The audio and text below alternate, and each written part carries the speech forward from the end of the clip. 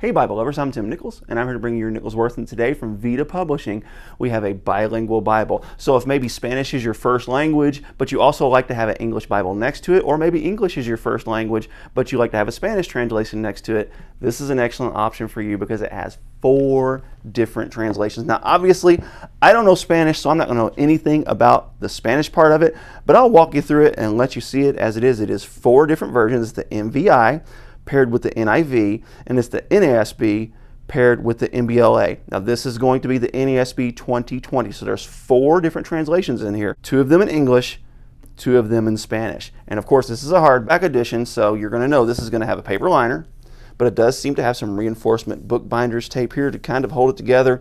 Hardbacks do tend to break right here and right here if they're not treated carefully, so this is something you're going to have to handle with a little bit of care. And it is thick because it has 4 different translations in it. Now, because you have 4 different translations, this is going to have a very small font. Now, this is listed as an 8-point font.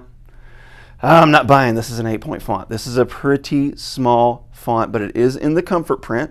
So the comfort print does make a big difference. Here's what we have.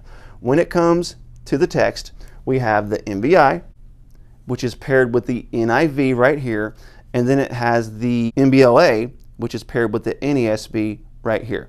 So you're going to have your Spanish on the top, and then you're going to have your English on the bottom. And this is a 2-column paragraph layout.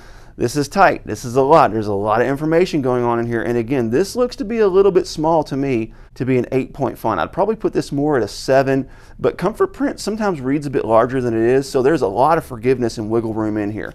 But other than that, really not a whole lot to say about this Bible, other than the fact that it can be really useful for those who need a Spanish Bible. Here's the thing. Maybe someone here, Spanish is your first language, but you are attending an English-speaking church, and you want to be able to read along with your pastor in the Spanish. You're able to do that, but you're also able to keep up in the English right below. And it's going to have a more formal translation on this side, and then it's going to have a more dynamic translation on this side, the NASB being a little bit on the more word-for-word side, and the NIV being more on the dynamic or thought-for-thought side. And I am assuming it's going to be the same with the MBLA and the MVI. I don't know much about these translations. Again, I don't know Spanish.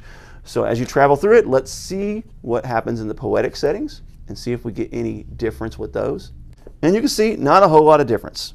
So no difference with the poetic settings. You're just going to see it as it is. Also, when you open each book, it's going to let you know how it is spelled in each book.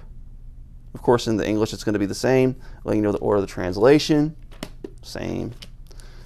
But when you get to the New Testament, the words of Christ are in red in all 4 editions. So if you like red letters, that's pretty cool. Now let's go ahead and go to the back and see some of the features in the back of this Bible. And the features in the back of this Bible are minimal. You're going to have your tables of weights and measures in Spanish and in English. And then you're going to have your note regarding the typeface. And let's see.